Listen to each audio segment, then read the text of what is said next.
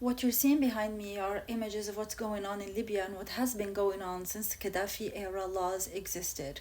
So this is in Libya. Basically, they are torture camps and they exist whenever in prisons or detention centers in Libya, whenever a migrant is actually caught, this is what they do to them in prisons in Libya. So these prisons are actually funded by the EU, by the European Union.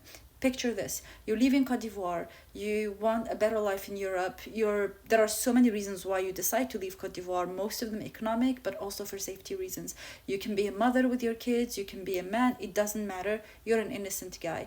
You go, you get caught in one of the death boats. If you don't die out there, you get caught by the Libyan Coast Guard, and then you are detained in this detention center. There is a law that still remains in Libya where anyone in Libya can actually use you with no pay whatsoever for a meager fee that you pay the prison. So you don't get paid for the work that you're doing.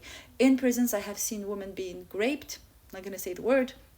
I have seen women being abused, women actually becoming pregnant of prison guards and escaping. The horrors are, and I've posted some of these in my YouTube channel that you can watch, but this is very common and it's not spoken about enough. It is not at the level of a G-side, but it has been ongoing for years and we do not know the number of victims until today.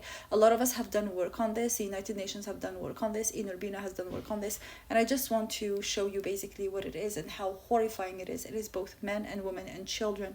The story that I had very recent, actually two stories. One woman that escaped because she was threatened with FGM, and you know what that is, I'm not going to say it here, and she had to escape to her sister. Then she was caught in Libya and she was stuck in the detention center, and in the detention center she had to see the guards and what they were doing with the woman, with the torture and all of that. And after that she got raped as well. And then when she was pregnant, after the woman died giving birth, when she got pregnant, the guards decided to let her go after she gave birth and let them all go after she gave birth. This is notwithstanding, I need to say that basically even when the International Migrant Organization visits, they do not allow the migrants to see them, to see the representatives. So even the IMO does not do its job. So here it's extremely important to understand that the victims are not only men and the victims are not criminals. So you cannot just close your eyes and say, oh well, they shouldn't have gone to begin with. They have all reasons why they leave. There are drivers on why they leave, and those drivers, trust me, if they were you would have done exactly the same thing. Look at the kids, look at the women. It's not only men, even though we tend to dehumanize men as if they were not human beings when it comes to victimization. But this is extremely important to actually understand that these things happen all the time.